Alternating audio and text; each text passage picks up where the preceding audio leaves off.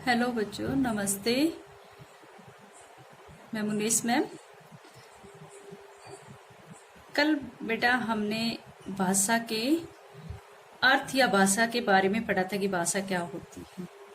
आज हम भाषा की परिभाषाएं पढ़ेंगे कि किस किस विद्वान ने किन किन हिंदी किन पाश्चात्य विद्वानों ने भाषा को परिभाषित किस तरीके से किया कि भाषा क्या है, इसके बारे में अध्ययन करेंगे। इसके बारे में बताने से पहले मैं एक बार बताती हूँ कि इसका जो पेपर है हिंदी मेथड का, यानी कि हिंदी शिक्षण का जो पेपर है वो किस तरह का होगा। हिंदी शिक्षण का जो पेपर आएगा वो 80 अंक का आएगा, 80 अंक का आएगा। और जो प्रश्न पत्र है वो 2 भागों में बटा होगा, भाग ए और भाग ब। जो भाग ए है उसमें 12 लघु उत्तरात्मक प्रश्न आएंगे, जिनमें से आपको 7 करने हैं और प्रत्येक प्रश्न 5 अंक का होगा।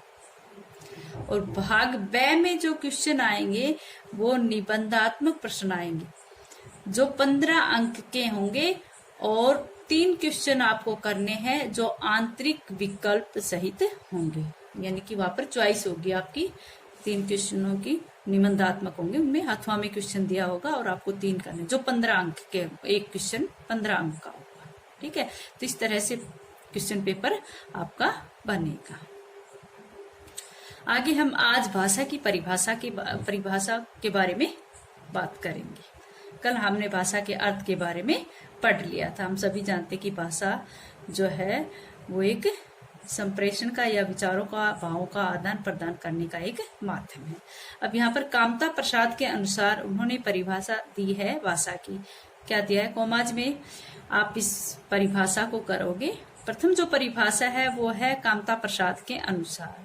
कोमाज में लिखना है इसको, भाषा वह साधन है जिसके द्वारा मनुष्य अपने विचार दूसरों पर भली भांति प्रकट कर सकता है और दूसरों के विचार आप स्पष्टता समझ सकता है। एक बार फिर देखो बेटा, भाषा वह साधन है जिसके द्वारा मनुष्य अपने विचार दूसरों पर भली भांति प्रकट कर सकता है और दूसरों के विचार आप स्पष्टतः समझ सकता है। कोमाज क्लोज करें। ठीक है, सही कह रहे हैं कि भाषा वो साधन है जिसके द्वारा मनुष्य अपने विचारों को दूसरों को के सामने भली भांति प्रकट कर सकता है और दूसरों के विचारों को आप अपने आप स्पष्टता से समझ सकता है। अगर भाषा को वो नहीं समझ पाता तो दूसरे के मन में क्या है, इस बातों को ज्ञान उसे होगा ही नहीं और अपना जो अच्छे विचार है वो दूसरों के सामने वो प्रकट कैसे कर पाएगा। ये कामता प्रसाद जी ने कहा है। नेक्स्ट जो परिभाषा है आचार्य किशोरी दास वाजपेयी। आचार्य किशोरी दास वाजपेयी। कोमाज में लिखना बेटा, विभिन्न अर्थों में संकेतित शब्द समूह ही भाषा है जिसके द्वारा हम अपने विचार या मनोभाव दूसरों के प्रति बहुत सरलता से प्रकट करते हैं। बहुत ही अच्छी परिभाषा दी है इन्होंने। देखो क्या कहते हैं आचार्य किशोरी दास वाजपेयी जी।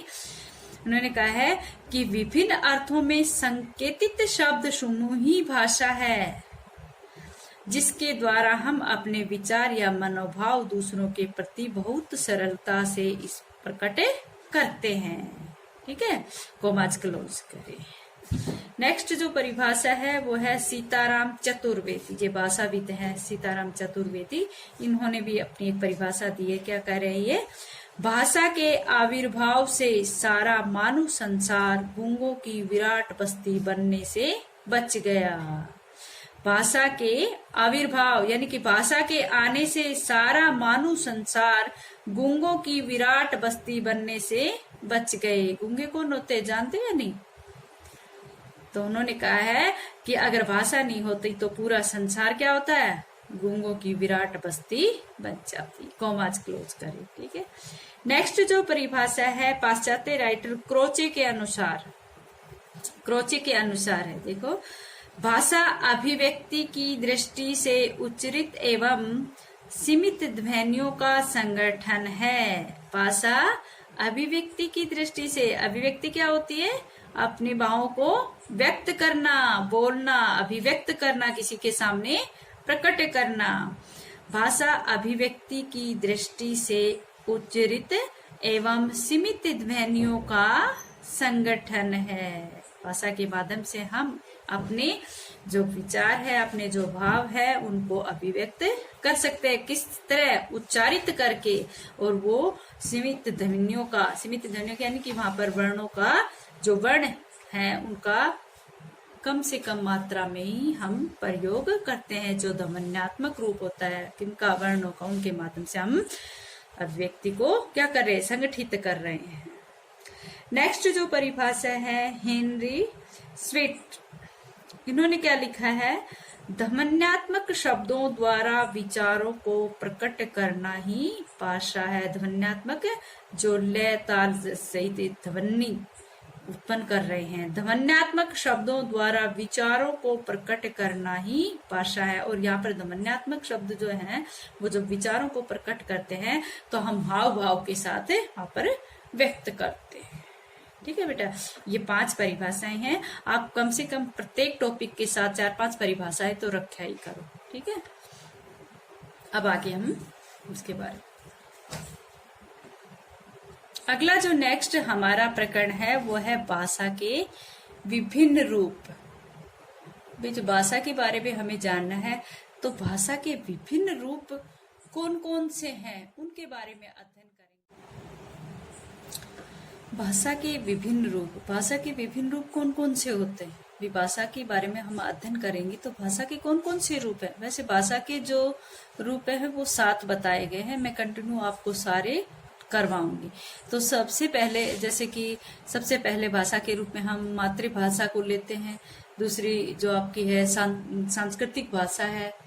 तीसरी राजभाषा है, फिर राष्ट्रभाषा है, फिर अंतर्राष्ट्रीय भाषा है, फिर विदेशी भाषा है। ये सब भाषा के रूप में आती हैं। आज यहाँ पर हम मातृभाषा का जिक्र कर रहे हैं। मातृभाषा क्या होती है? मातृभाषा यानी कि शाब्दिक अर्थ में भी देखें तो जो माता की भाषा होती है उसको मातृभाषा कहा जाता है। जिसको बच्चा शिशु काल से अपनी माता का अनुसरण करके या करके दूसरे सदस्यों को शाब्दिक अर्थ में देखे या वैसे देखे तो हम बस ये मानते हैं कि बच्चा अपनी माँ से जो भाषा सीख रहा है उसको मातृभाषा कहते हैं। लेकिन जब इसको व्यापक अर्थ में लेते हैं तो कहते हैं कि माता के साथ साथ घर परिवार के अन्य सदस्यों से फिर यहाँ तक कि विद्यालय तक भी जब वो उस भाषा यानी कि क्षेत्रीय भाषा विशेष तक वो जब उस चीजों को सीखता है तो इसी भाषा का प्रयोग वो करता है। देखो मातृभाषा क्या होती है, देखते हैं। जिस भाषा का कोई बच्चा अपनी माता का अनुकरण करके स्वाभाविक रूप से सीखता है। जिस भाषा को आएगा बेटा, सॉरी यहाँ पर, जिस भाषा को कोई बच्चा अपनी माता का अनुकरण करके स्वाभाविक रूप से सीखता है, सामान्यतः उस भाषा को ही बच्चे की मातृभाषा कहा जाता है। क्या कहा गया है कि जिस भाषा को कोई बच्चा अपनी माता का अनुकरण करके, माता का अनुकरण मतलब अनुकरण का अर्थ क्या होता है? अनु मैंने पीछे, कर्ण मैंने करना, यानी कि जो माता कर रही है उसके पीछे पीछे कर रहा है। क्या कर रहा है? माता बोल रही है उसके पीछे वो भी बोल रहा है। तो माता का अनुकरण करके स्वाभाविक स्वयं ही कोशिश करता है बच्चा माँ के पीछे पीछे बोलने के, तुतलाता हुआ बोलता है, कैसे भी बोलता है, लेकिन स्वाभाविक रूप से वो सीखता है। सामान्यतः उस भाषा को ही बच्चे की मातृभाषा कहा जाता है। भाषा विज्ञान अथवा भाषा शिक्षण शास्त्र में मातृभाषा उस भाषा को कहते हैं जिसे बालक अपनी माता के मुख से सुनता है और अनुकरण विधि से सीख कर बोलता है और वह अपनी प्रारंभिक भाषा अभिव्यक्ति करता है। प्रारंभिक भाषा अभिव्यक्ति कब करता है?